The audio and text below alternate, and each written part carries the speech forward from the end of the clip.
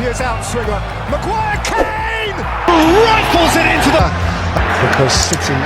are on a different plane. De Bruyne, Haaland! Curry, back by McTominay! Red letter day!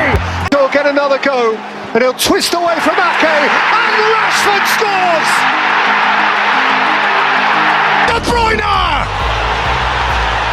Benny, hit by Saka, what a goal! What a wonderful, wonderful goal! Bruno Fernandes, beautiful! Bukayo Saka, Arsenal ahead! Rashford has rifled it in! بسم الله الرحمن الرحيم السلام عليكم ورحمة الله تعالى وبركاته ومركل يقبني عيارها هل كان يتكسو قدبيت الرئي كسو دوادا waxaanu maanta ku eegi doonaa qodobada ay ka mid yihiin kooxda Arsenal oo la filayo inay ku dhawaaqdo in ay iibsanayso ciyaartoyga Rice oo haatan la jooga kaloo aad ku maqli doontaan top 25ka ciyaartoyga ugu mushaharka badan horyaalka Premier League oo la shaaciyay kadib heshiiskii Havertz ee Arsenal yaa ku jira koowaad yaase sagxadda fadhiya qodobadaas iyo kuwa kale ayaad ku dhageysan doontaan ku soo dhawaada mar labaad intaynaan barnaamijka u guda galin waxaan idinka codsanaynaa in aad markaasi faraha aad waxa weeye sida caadiga ahayd aad saartaan ka subscribe-ka like iyo share-ta si ay meelo badan u gaaraan annagana inoo noqoto dhiirigelin waayahay ugu horreynba aan ku bilaabay kooxda Arsenal ayaa la filayaa inay ku dhawaaqdo laacibka u ciyaara kooxda Southampton ee magaciisa la yiraahdo Rice inay soo iibsanayso kadib markii heshiiskii gorgortanka labada kooxood ay qiimo dhan 105 milyan isla gaareen balse labada kooxood ayaa weli isku maqan oo ka soo tashanaya waxaana la filayaa isla maanta in markaasi lagu dhawaaqo balse si hordhaca waxaa loo filayaa in Arsenal ay iibsanayso ciyaartoygan kuna guuleysanayso in uu ciyaari doono ciyaartoyga Rice waxaa sidoo kale la filayaa in isagana ay kooxda Arsenal ay raadinayso oo ku xiga ciyaartoyga Lavio oo isla kooxda Southampton ka ciyaara isagana si aad ah ayay u raadinaysaa waxaa kaloo isagana baabka saddexaad ugu jira sidoo kale ciyaartoyga Kylian Mbappe oo isagana France ayaa Arsenal ay rabtaa balse sida muuqata lama filayo ama kuma guuleysan karta baa la leeyahay in ay kooxda Arsenal ay hesho sanadkan ciyaartoygan waxa ay kooxda Arsenal ay u rabtaa baa la yiri waa Kylian Mbappe in uu u noqdo sidii laacibkii weynaa ee Thierry Henry oo lagu xasuusto in uu kooxda Arsenal uu u ciyaari jiray waayo koox fara badan uu soo qaaday Pepe ayaa soo jiitay taageerayaasha Arsenal kadib markii Arteta tababaraha Arsenal uu ku dhawaaqay kooxda Arsenal ayaa la hadalhayaa in ay 4 ciyaartoy ay la soo wareegto sanadkan ciyaartoyga Kylian Mbappe ayaa waxa la filayaa kooxda ku guuleysata inuu xil ciyaareedkan u ciyaaro inuu koob badan ay rajeynayso inuu u keeno xitaa baa la leeyahay UEFA qaaradda Yurub laga ciyaaro kooxda Arsenal ayaa waxay khadka dhexe iyo xagga dambe iyo afka hore sanadkan u doonaysaa inay iska dhisto si ayaana sanadkan insha Allah ugu haya Arsenal wixii soo kordha halkan ayaad kala socon doontaan waayahay inta haddii aynu ku dhaafno bal markana aynu eegno tabtanada ciyaartooyada ugu mushaharka badan ciyaaryahanada ugu mushaharka badan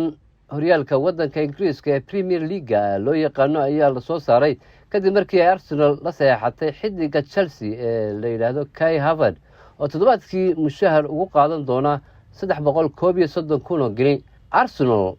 xidiga reer Germany ku iibsatay 65 milyan oo gini waxaana uu xidhan doonaa lambarka uu hore markaas u sidan jiray Chelsea ee number 29 oo isagu doortay Kai Havertz ayaa waxa uu Arsenal ka yahay ciyaartoyga ugu mushaharka badan laakiinse marka la eego horyaalka Premier League waxa uu ka galayaa kaalinta toddobaad waxaana jooga 6 ciyaartoy oo ka mushahar badan 25 ka ciyaartoy ee waqtigan ugu mushaharka badan horyaalka Premier League oo la soo saaray ayaa waxa ka dhex muuqda xidigaha Arsenal heshiisyada cusub u saxiixay ee la yiraahdo Bukayo Saka, Gabriel Jesus iyo Kai Havertz laakiin waxa aan weli la dhaqan gelin heshiiska cusub ee uu Marcus Rashford uu u saxiixayo Manchester United oo isaguna isbedel kale abuuri doona Kevin ayaa ah ciyaartoyga waqtigan ugu mushaharka badan horyaalka Premier League waxaana uu toddobaadkii qaataa 400 kun oo gini halka saaxiibkiisa Manchester City ee la yiraahdo Erling Haaland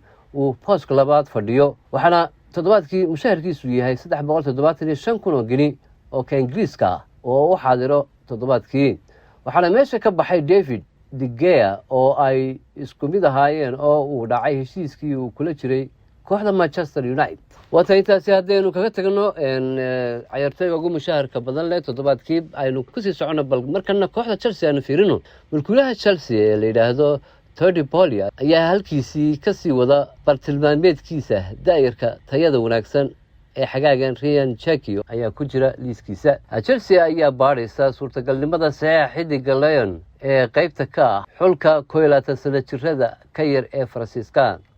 Blues ayaa Cherki u doonaysa bedelka Mason Mount oo Man United kaga biiraya. Mount ayaa joogto ka ahaa shaxda Blues tan iyo markii uu Poska ka helay 2019 isagoo 195 kulan ku soo dhaliyay 33 gool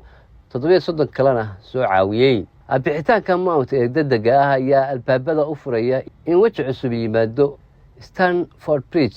Cherki oo 19 sano jir ah ayaa qaab ciyaareedkiisa cajiibka ah ku soo bandhigay tartanka xidigaha 21 sano jirka ee Euroska walow xalay dalkiisa uu ku haray sababta Ukraine oo 3-1 ku garaacday. sida uu sheegayo saxafi Simon Phillips, Chelsea ayaa baaraysa suurtagalnimada saxiixa Ryan xagaagan. Xidiga Lyon ayaa ah mid ka mid ah 3 ciyaaryahan oo ay Blues bedelka Mount u rabaan iyadoo labada xidig ee kala yihiin Florian iyo Gabri oo kala ciyaara Bayer iyo Celta Vigo inaysan Lyon tartamada Yurub u soo bixin xil ciyaareedka dambe ayaa Cherki ka dhigtay ciyaaryahan si weyn loo doonayo.